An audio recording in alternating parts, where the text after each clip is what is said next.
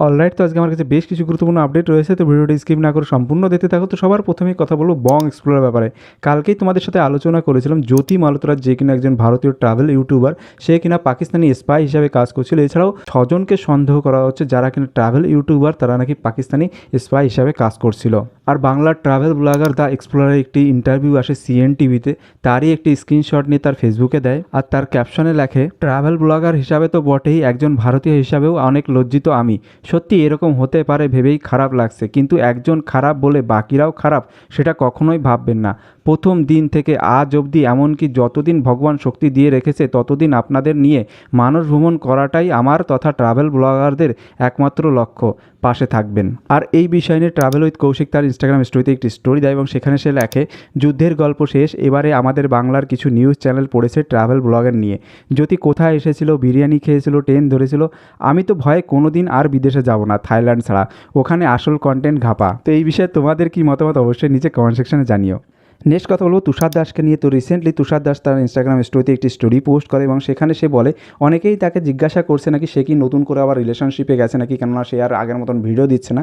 আর সেই ব্যাপারেই তার ইনস্টাগ্রাম স্টোরিতে সে যেটি বলে, মানে বেশ কয়েকদিন ধরে দেখছি আমাকে টেক্সট করছে অনেকে, দাদা তুমি কি আবার রিলেশনশিপে গেলে, নাকি তুমি রিলেশনশিপে গেলে কিন্তু তোমার ভিডিওর দিকে মনোযোগ মানে চলে যায়, এরকম এরকম একটা বিষয়টা না। এখন লাইফটাকে আরও সেট করার টাইম, ঠিক আছে? অনেক ফালতু বকে নিয়েছি, ফালতু কাজ করে নিয়েছি, মজা মস্তি সব কিছু করে নিয়েছি। এখন বিষয়টা হলো, টিকে থাকার জন্য আমাকে কাজ করতে হবে ভাই। মানে মানে বাই এনি চান্স তুমি যদি তোমার টিকে থাকার লড়াই হেরে যাও, তুমি যে কি বাজে একটা টাইম ফেস করবে ভাই। আমি করেছি ভাই, মানুষকে পাল্টে যেতে দেখেছি আমি। নেক্সট কথা বলবো ডিজে অরুণ আর দীপঙ্করকে নিয়ে। তো রিসেন্টলি তাদের হয়তো কোনো ওয়েব সিরিজ বা শর্ট ফিল্ম আসছে, যেটার নাম হচ্ছে কুসুমপুর রহস্য। তারই শুটিং চলছে, তো বেশ কিছু ভিডিও তাদের ক্লিপ বেশ ভাইরাল হচ্ছে। তারই একটি ভিডিও আমি তোমাদেরকে দেখিয়ে দিচ্ছি। আর তোমাদের এই ভিডিও দেখার পর তোমাদের কি রিয়াকশন তোমরা নিচে অবশ্যই কমেন্ট সেকশনে জানিও। কি বলছো? তোমার কোন অ্যাঙ্গেল থেকে আমাকে ছাপিয়ে দেবো? থেকে মানে কি জিনিসগুলোকে ছাপিয়ে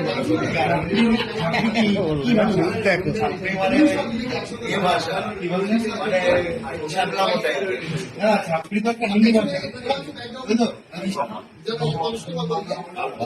ভালো ভালো ভালো ছেলে।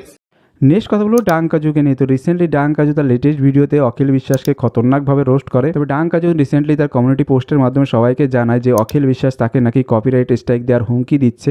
তো সবার কাছে সে রিকোয়েস্ট করে যে সবাই তার ভিডিওটি ডাউনলোড করে রাখো, যদি কোনো ক্ষেত্রে স্ট্রাইকের পরে তার ভিডিওটি ডিলিট হয়ে যায়, সবাই যেন তার নিজস্ব চ্যানেল বা পেজে তার ভিডিওটি আপলোড করে। আর অখিল বিশ্বাস ডাং কাজুকে একটি মেল করেছে, সেই মেলে সে লিখেছে সে মেয়েদের ইনসাল্ট করে বা ডবল মিনিং যোগ করে, সেগুলো শুধুমাত্র এন্টারটেনমেন্টের জন্য সে করে। কিন্তু ডাং কাজু তার ভিডিওতে তার মা বাবা এবং তার জন্ম নিয়ে যে নোংরা কথাগুলো বলেছে সেগুলো সে কোনোভাবেই মেনে নেবে না। তাই সে তাকে একদিনের সময় দিয়েছে যে একদিনের ভিতর তার ভিডিওটা ডিলিট করতে, না হলে সে ডাইরেক্ট স্ট্রাইক দেবে। আমি এখানে ডাং কাজের ভিডিওর কোনো পার্টি দিচ্ছি না, তবে নিচে ডিসক্রিপশন লিঙ্কের লিঙ্ক থাকবে, তোমরা চাইলে গিয়ে একবার দেখে আসতে পারো।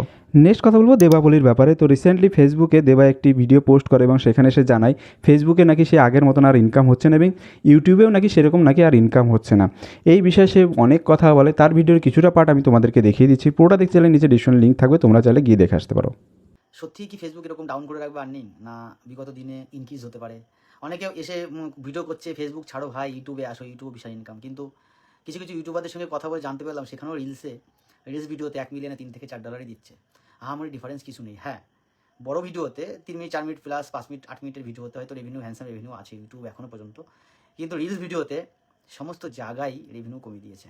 এটা শুধু ফেসবুকের ক্ষেত্রে নয়, এটা ইউটিউবের ক্ষেত্রেও প্রযোজ্য। বিকজ আমাদের যে ভিডিওগুলো আমরা বানাই, অনেক আমি বানাই, আরও অনেক কন্টেন্ট ক্রিয়েটার আছে। কি হচ্ছে এখনকার সময়ে না, খুব সস্তার কন্টেন্ট হয়ে যাচ্ছে।